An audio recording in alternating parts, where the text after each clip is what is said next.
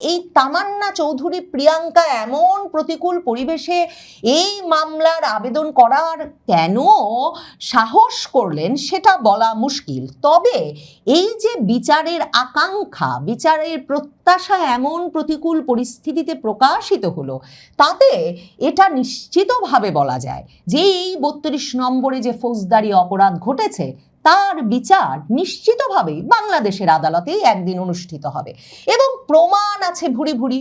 ২০২৫ সালের ৫ই ফেব্রুয়ারি ধানমন্ডি ৩২ নম্বরে ২ রাত ৩ দিন ধরে অবাধে যে ভাঙচুর, অগ্নিসংযোগ, লুটতরাজের ঘটনা ঘটেছিল তার বিরুদ্ধে অবশেষে তামান্না চৌধুরী প্রিয়াঙ্কা নামের একজন নারী বাদী হয়ে ঢাকার মেট্রোপলিটন ম্যাজিস্ট্রেট আদালতে একটা মামলা দায়েরের আবেদন করেছেন।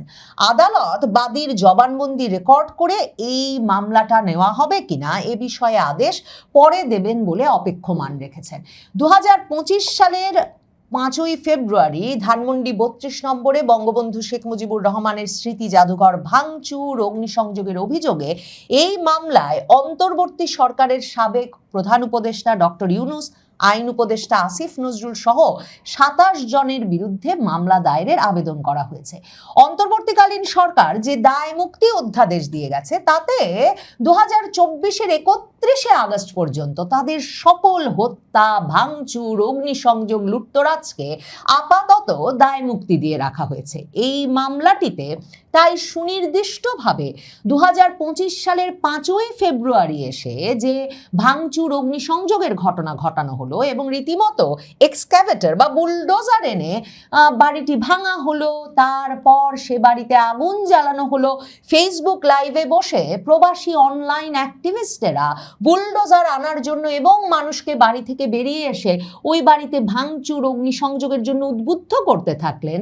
সেসব ঘটনাকে মনে রেখেই এই মামলাটি দায়ের করা হয়েছে। মামলার আবেদনে অভিযুক্ত অন্য আসামিরা হলেন অন্তর্বর্তী সরকারের সাবেক পরিবেশ উপদেষ্টা ডক্টর সৈয়দ রেজওয়ানা হাসান, প্রেস সচিব শফিকুল আলম, সাবেক স্বরাষ্ট্র উপদেষ্টা জাহাঙ্গীর আলম চৌধুরী, সংস্কৃতি বিষয়ক উপদেষ্টা মোস্তফা সরোয়ার ফারুকী, এনসিপির আহ্বায়ক নাহিদ ইসলাম, মুখপাত্র আসিফ মাহমুদ, সজীব ভুঁইয়া, মাহফুজ আলম, আক্তার হোসেন, দক্ষিণাঞ্চলের মুখ্য সংগঠক হাসনাত আবদুল্লাহ, এনসিপি নেতা আব্দুল হান্নান মাসুদ, সার্জিস আলম, সামান্তা শারমিন, নুসরাত তাবাসসুম, তাসনিম জারা, নাসির উদ্দিন পাটোয়ারি, এছাড়াও আছেন অনলাইন অ্যাক্টিভিস্ট পিনাকি ভট্টাচার্য, ইলিয়াস হোসেন, কনক সারোয়ার সহ বিভিন্ন ব্যক্তিবর্গ।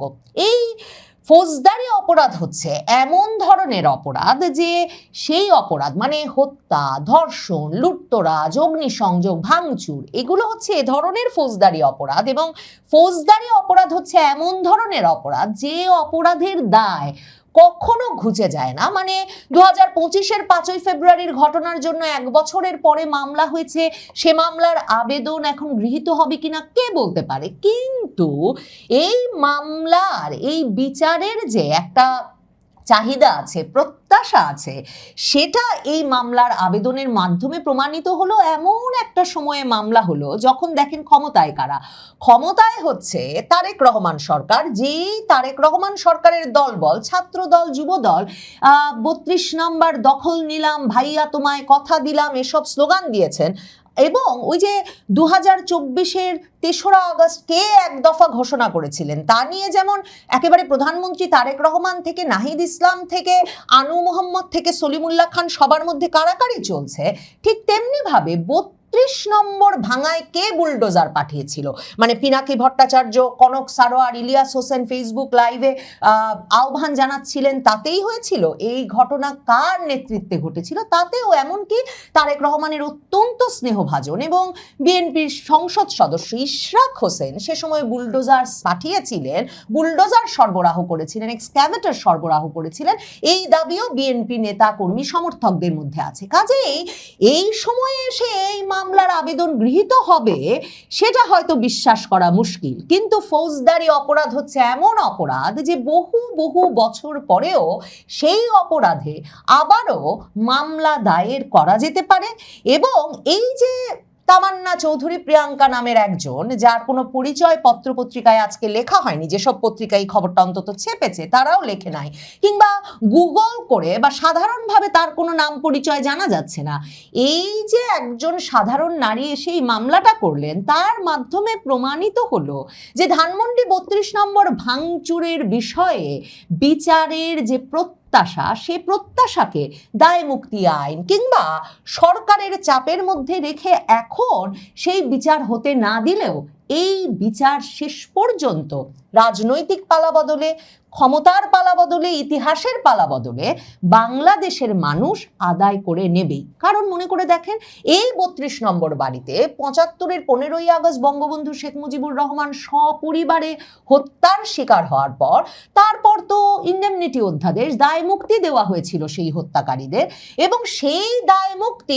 অবশেষে বঙ্গবন্ধু কন্যা শেখ হাসিনা 21 বছর পর নির্বাচনের মাধ্যমে যখন ক্ষমতায় এলেন, ক্ষমতায় এসে 96 সালে তিনি সেই দায় মুক্তি তুলে নিলেন এবং আদালতে বিচার কাজ শুরু হতে পারলো।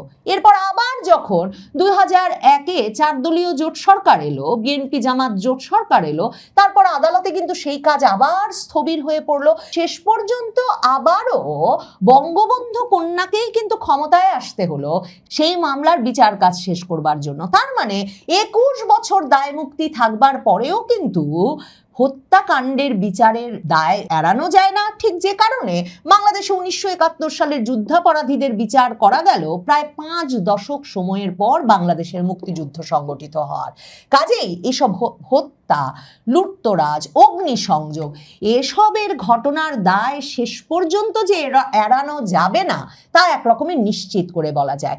মামলার বাদী মামলার আবেদনে বলেছেন যে, মামলার অভিযোগে যা বলেছেন সেটা হচ্ছে 2025 সালের 5ই ফেব্রুয়ারি আসামিদের প্রত্যক্ষ মদদে বা উস্কানিতে, মানে ইউনুস, আসিফ নজরুল, রিজওয়ানা হাসান এদের মদতে, উস্কানিতে এবং সার্বিক সহযোগিতায় অন্যান্য আসামি ও অজ্ঞাতনামা 3 থেকে 5,000 আসামি বেআইনিভাবে জনতাবদ্ধ হয়ে লাঠিসোঁটা, হাতুড়ি, দাহ্য পদার্থ সহ মারাত্মক অস্ত্রশস্ত্রে সজ্জিত হয়ে ধানমন্ডি 32-এ অবস্থিত শেখ মুজিবুর রহমানের স্মৃতি জড়িত বাসভবনে দলবদ্ধভাবে আক্রমণ চালায়। ওই দিন রাত আনুমানিক 10টার দিকে তারা ভবনে ঢুকে ভাঙচুর, অগ্নিসংযোগ করে, ঐতিহাসিক নিদর্শন, দলিল, মুক্তিযুদ্ধের দলিল, প্রামাণ্যচিত্র, বই, পুস্তক সহ মূল্যবান সম্পদের ব্যাপক ক্ষতি সাধন ও লুটপাট করে নিয়ে যায় এবং ভবনটিতে আগুন দেয়। 2টো বুলডোজার, এক্সক্যাভেটর, হ্যামার এবং ভারী যন্ত্র এনে রাতভর উক্ত বাড়িটি ভাঙা শুরু করে। পরদিন বিকাল 5টা পর্যন্ত ভবনটি ভেঙে গুড়িয়ে দেয়। এই মামলার অভিযোগে আরো বলা হয়েছে, মামলার কয়েকজন আসামি ইউটিউব ও ফেসবুকে সরাসরি লাইভে এসে ভাঙচুর, অগ্নিসংযোগ এবং ওই বাড়িতে থাকা প্রয়োজনীয় ডকুমেন্ট ও কাগজপত্র লুটপাট করে নিয়ে যাওয়ার উস্কানি ও মদত দেয়। কেউ কেউ অর্থ সহায়তা প্রদান করেন। আসামিরা পূর্ব ঘোষণা দেওয়ার পরেও বাড়িটি রক্ষার জন্য সরকারের দায়িত্বে থাকা আসামিরা কোনো উদ্যোগ নেয়নি বলে অভিযোগে উল্লেখ করা হয়েছে। মানে রীতিমতো পুলিশ থেকে শুরু করে আইন শৃঙ্খলা রক্ষাকারী বাহিনীর কোনো সদস্যকে কিন্তু আশপাশে দেখা যায় না। এবং আপনাদের মনে থাকবে যে একটা গাড়ি ভর্তি সেনা সদস্যরা যান বটে ওই ভাঙচুর শুরু হওয়ার পরপরই, কিন্তু আমাদের বীর সেনা সদস্যরা সেখানে যখন তাদের বিরুদ্ধে ভুয়া ভুয়া স্লোগান শুরু হয়, সাথে সাথে একেবারে ভিডিওতে আছে একরকমের লেজ গুটিয়ে গাড়িতে উঠে তারা আবার নিরাপদ দূরত্বে চলে যান। আর এরপর আর তারা 2 রাত 3 দিনের মধ্যে ওই বাড়ির আশপাশে ঘেঁষবার কোনো সাহসও করেন নাই, প্রয়োজনও বোধ করেন নাই। কেন তারা সাহস করেন নাই, প্রয়োজন বোধ করেন নাই? মানে ঘটনার 2 দিন পর যখন অন্তর্বর্তী সরকার জেগে উঠে একটা প্রতিক্রিয়া দেন বটে, ডক্টর মোহাম্মদ ইউনূসের পক্ষ থেকে যে বিবৃতিটা দেওয়া হয় অবশেষে ধানমন্ডি 32 নম্বরের বাড়িতে এই লাগাতার ভাঙচুর, অগ্নিসংযোগের কারণে, তখন প্রধান উপদেষ্টার প্রেস উইং থেকে যে বিবৃতিটা দেওয়া হয় সেখানে তারা বলেন যে অন্তর্বর্তী সরকার গভীর উদ্বেগের সঙ্গে লক্ষ্য করছে যে কতিপয় ব্যক্তি ও গোষ্ঠী সারা দেশে বিভিন্ন প্রতিষ্ঠান ও স্থাপনায় ভাঙচুর, অগ্নিসংযোগের চেষ্টা করছে। সরকার এ ধরনের কর্মকাণ্ড শক্তভাবে প্রতিহত করবে।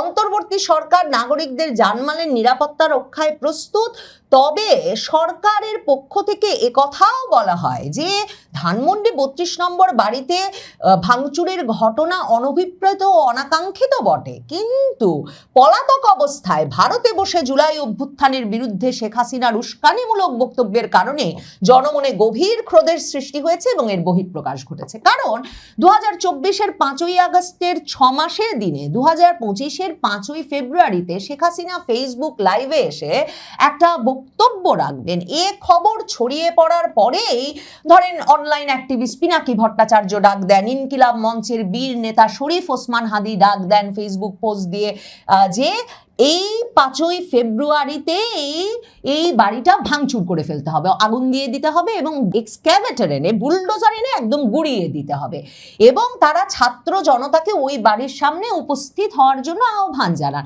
হাসনাত আব্দুল্লাহ, এখনের এমপি হাসনাত আব্দুল্লাহ, মবের রাজা, যিনি মানে সেই হিসাবেই বিরাট পরিচিতি পেয়ে এখন আমাদের সৌভাগ্য যে রীতিমতো আমাদের সংসদ সদস্য হয়ে বসেছেন এবং বিনা প্রতিদ্বন্দ্বিতায় একরকমের নির্বাচিত হয়েছেন, সেই হাসনাত আব্দুল্লাহ ফেসবুকে স্ট্যাটাস দিয়ে বললেন আজ রাতেই বাংলাদেশ ফ্যাসিস্টের তীর্থভূমি মুক্ত হবে।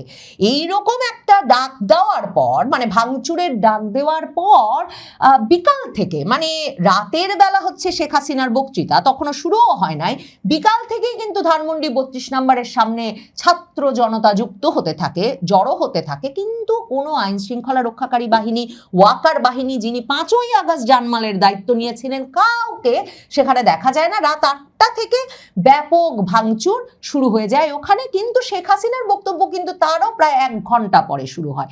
এই মামলাটি যদি বা এবার গৃহীত না হয়, কারণ দেখেন হামের মামলা গৃহীত হয় না, হামের টিকা আনে নাই ইউনূস সরকার গাফিলতির কারণে, এবং শত শত শিশু মারা যাচ্ছেন। এই মামলা এখন পর্যন্ত আমাদের আদালত নিতে পারে নাই, কারণ সরকার প্রস্তুত না। সরকারের গ্রিন সিগন্যাল পেতে হবে আদালতকে আসলে এই ইউনূস সরকারের গাফিলতির বিরুদ্ধে মামলা নিতে হলে। কাজেই ধারণা করা যায় ৩২ নম্বরের মামলাটাও হবে না।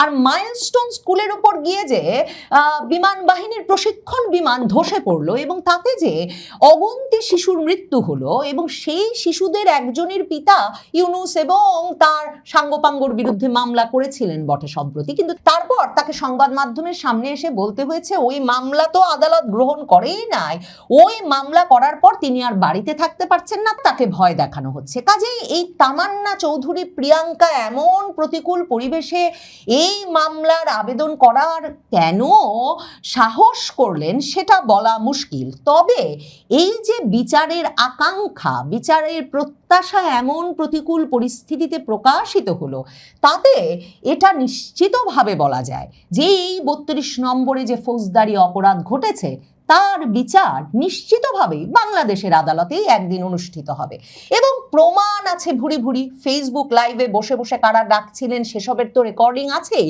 যেমন ধরেন আমি দেখছিলাম ইনকিলাব পত্রিকা সেই ৬ই ফেব্রুয়ারি শিরোনাম করেছিল, ঘোষণা দিয়েই বীর বিপ্লবীরা ভাঙলো ধানমন্ডি ৩২, খুলনায় শেখ পরিবারের বাড়ি এবং কুষ্টিয়ায় হানিফের বাড়িও ভাঙচুর। এবং কোন বীর বিপ্লবীরা এই ভাঙচুর করলো মূলত ধানমন্ডি ৩২-এ, তাদের একেবারে নাম, ঠিকানা, পরিচিতি একেবারে সগৌরবে প্রকাশ করে রেখেছে ইনকিলাব। এবং তখনকার অন্যান্য পত্রিকাতেও এরকম নানা প্রমাণ যখন ছড়ানো, তখন নিশ্চিতভাবে ২১ বছর পর দায় মুক্তি আইন উঠিয়ে যখন বাংলাদেশে বঙ্গবন্ধু হত্যার বিচার করা গেছে, বাংলাদেশে যখন যুদ্ধাপরাধীদের বিচার করা গেছে, গোলাম আজম, মতিউর রহমান নিজামী এদের বিচার হয়েছে, তখন নিশ্চিতভাবে বাংলাদেশে একদিন ধানমন্ডি ৩২ নম্বরে যারা আগুন দিয়েছেন, লুটপাট, অগ্নিসংযোগ করেছেন, যারা মদদ দিয়েছেন, উস্কানি দিয়েছেন, তাদেরও বিচার হবে।